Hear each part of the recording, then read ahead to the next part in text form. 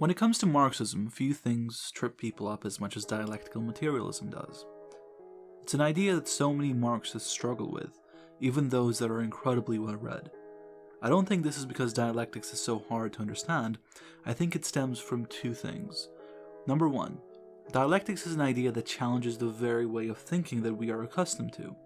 If you're a socialist, remind yourself of the first time you realized that you can think about things in society outside of a capitalist framework, and how you realized that the capitalist framework of thinking that you spent your whole life thinking in and imagining in being the be-all end-all suddenly collapsed, and you had a new way of thinking.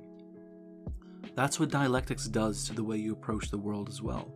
And yet it's never presented that way to us. It's always presented as another idea, like surplus value or commodity fetishism. Whereas it isn't an idea, it's a way of thinking. And number two, improper teaching. People teach dialectics in such a backwards and non-intuitive way that it doesn't make any sense. They never actually say what dialectics actually is. They always describe the laws of dialectics and go on long tangents about Hegel and thesis and antithesis and synthesis. It needs to be approached in a way that explains what it is properly. So here's my attempt at explaining dialectical materialism. Originally, dialectics referred to a dialogue between two people to arrive at a semblance of truth. Imagine two people speaking about a topic and each one bringing up counterpoints and moving the argument further to reach a consensus, or at least a semblance of a consensus. It's something that happens every day. An early example of this kind of dialectics are the dialogues of Plato. If you haven't read them, they usually go like this. What do you think is the truth? Truth is when you don't tell a lie. Ah, but what if you don't tell a lie but leave something out? Then that is not a lie, but the hiding of truth. But is hiding truth not a deception, therefore a lie?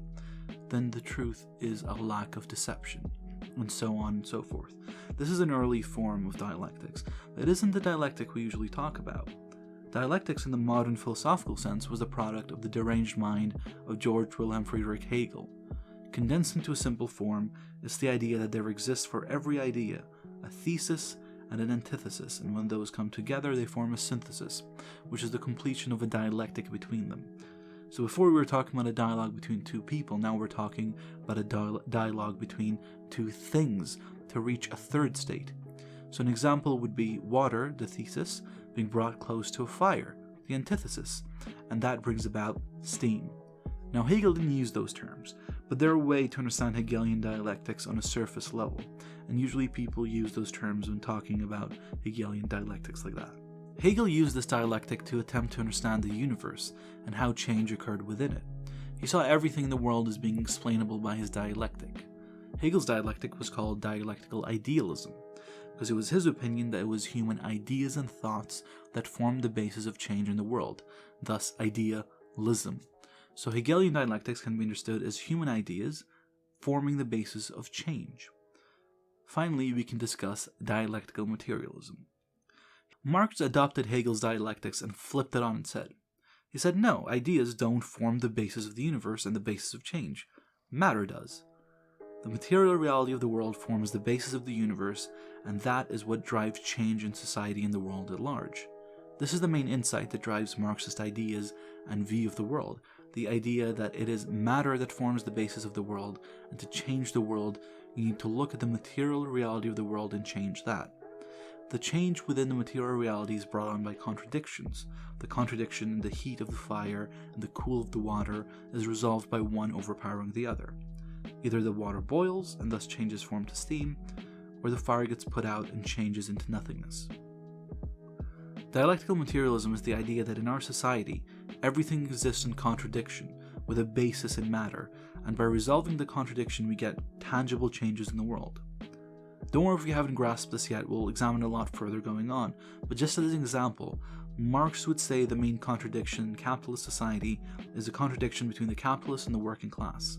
The capitalist wants to buy labor from the workers for the cheapest price, whereas the worker wants to get as much money as possible for their labor. And it is the contradiction between these two things that drives our society and explains how it operates, and the clashing of these two contradictions brings about change in society. Part 2. The laws of dialectics. Marxian dialectics has three premises, three ideas that the rest of dialectics is based off of. Don't worry if you're still not following, it takes a little getting used to, but we'll get there. Law 1. The law of unity in opposites. This is essentially saying that if we take anything at all, we can find inside it two contradictory natures. So if we take society, we can find the contradiction that I stated before within workers and capitalists, and these two contradictions together form society. Things can have multiple contradictions or just two, but they always have contradictions within them. This is what objects, ideas, conceptions, and just about everything else are made of. Law 2. Quantitative change leads to qualitative change. This can be explained by boiling water. You can bring the temperature of water from 1 degree Celsius to 99 degrees Celsius with no changes happening to the qualitative nature of water. It's still water, it's just, more hot. But if you go from 99 degrees Celsius to 100 degrees Celsius, a change of simply 1 degree Celsius, it immediately begins to boil and changes its qualitative nature. So, quantitative changes lead to qualitative changes. You may have heard this expressed in the Lenin Code that people love to post all over the place. There's some decades where nothing happens, and there's some weeks where decades happen. A workforce may stand for the worst abuses possible, but one day the demand to work overtime forces them to strike. One straw breaks the camel's back. Law 3. Negation of the negation. This is often called negation and affirmation. It states that when quantitative change leads to qualitative change, there's first a negation of the old and the affirmation of a new. This can be explained by the example of a caterpillar. When a caterpillar enters a cocoon, all of its body is liquefied entirely. This is the negation. It has ceased being a caterpillar. Then the affirmation. It turns into a butterfly. Thus the negation of the negation. In societal terms, during the Russian Revolution, the negation would be the dissolution of Tsarist Russia. The affirmation would be the establishment of a Bolshevik state. So Marxist dialectics is about viewing everything in the world as composing of two or more contradictory aspects. These aspects' contradictions propel change. Once these quantitative changes reach a certain limit, qualitative change occurs, which first leads to the negation of the current state of the object. Then it leads to the affirmation of a new state of the object. As an example, capitalist society consists of the contradiction between the working class and the capitalist class. These two classes' contradictions propel change within society. Gradual reform in working conditions and living conditions occur because of the contradiction between these two.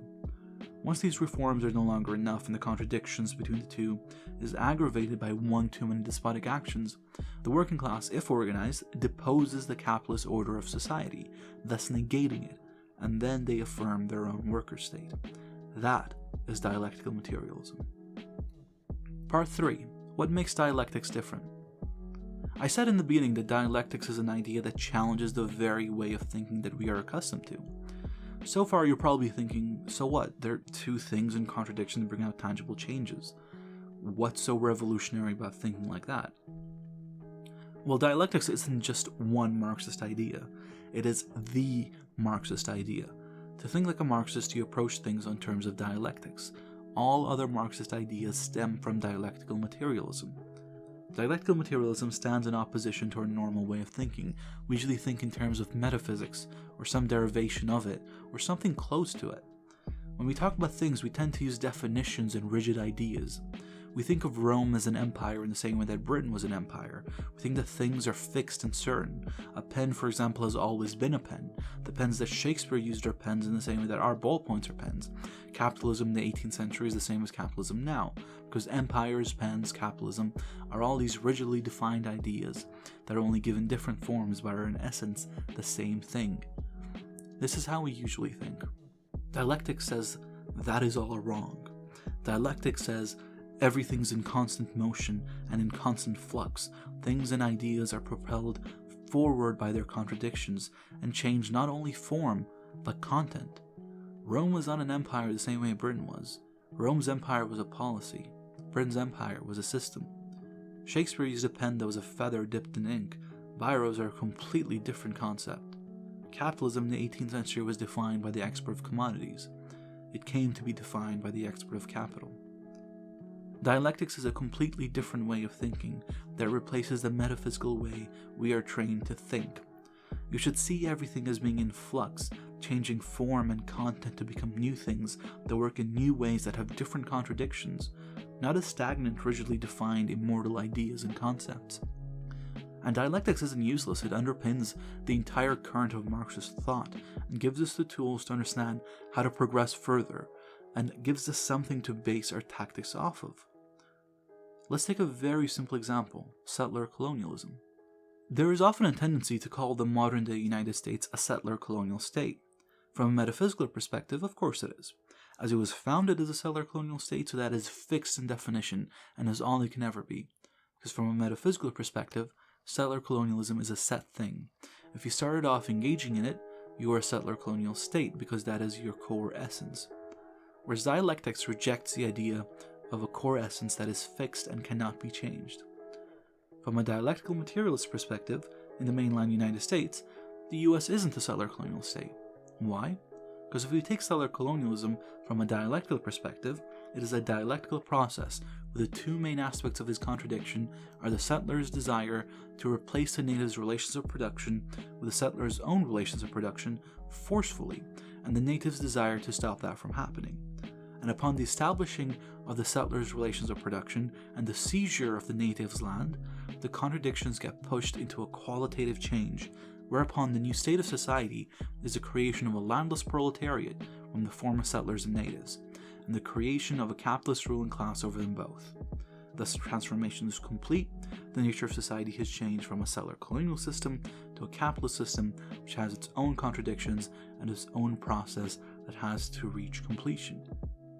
This one example shows how by using dialectical materialism, we can have a radically different conception of things that previously we may have understood in a completely different way, and that can lead to very different tactics being deployed. Dialectics forms the basis of Marxist ideas, and is a completely different process to thinking in metaphysics or any other common way of thinking. Once you understand it, you begin to see the world as working in a completely different way than you previously did. I hope this has helped you come to a closer understanding of dialectics, and if you have any questions, please feel free to ask and I'll try to answer them as best I can.